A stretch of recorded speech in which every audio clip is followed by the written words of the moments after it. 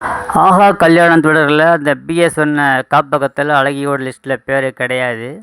அதனால் திரும்பவும் அவர் ஆஃபீஸ்க்கே வர்றதுக்கு முடிவு பண்ணுறாங்க. கோடீஸ்வரி இதே ட்ரெஸ்ஸில் போனால் நம்மளை கண்டுபிடிச்சிடுவாங்கன்னு மாடல் ட்ரெஸ் வாங்கிட்டு வராங்க. அதை மாட்டிக்கிட்டு அந்த ஆஃபீஸ்க்கு போகிறாங்க. அந்த செக்யூரிட்டி ஏற்கனவே சொல்லி வச்சதுனால செக்யூரிட்டி பேசுகிறாங்க. அவர் வர நேரம் தான், வந்தாருன்னா சாப்பிட போவார், சாவி அவர்கிட்ட தான் இருக்குன்றாங்க. கோடீஸ்வரி நான் பார்த்துக்கிறேன் அப்படின்னு சொல்கிறாங்க. மற்றொரு பக்கம் ஆஃபீஸில் இருக்கிற பணம் இல்லைன்னு சொல்லி ஃபோன் வருது விஜய்க்கு. ஆஃபீஸுக்கு போகிறான். அங்கே வேலை செய்கிற ஆள் இதுமாரி உங்கள் கேபினில் கௌதம் பணம் எடுத்துகிட்டு போனார், அதை பார்த்ததா சொல்கிறாரு. எடுத்துகிட்டு போனால் எங்கே வச்சாருன்னு கேட்டது கௌதம் கேபினில் வச்சதா சொல்கிறாரு ட்ராவில். அங்கே பார்த்ததுக்கு பணம் இல்லை.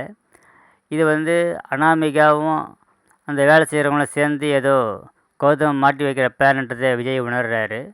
ஒருவேளை நம்ம சொன்னதுனால கௌதம் செஞ்சிருப்பான்றதும் ஒரு யோசனையாக இருக்குது. ஆஃபீஸ்க்கு அனாமிகா வந்ததுனால விஜய்க்கு ஒரு சந்தேகம் வருது. இந்த விஷயத்தை யார்கிட்டையும் சொல்ல வேணாம், நான் பார்த்துக்கிறேன்னு விஜய் சொல்கிறாரு.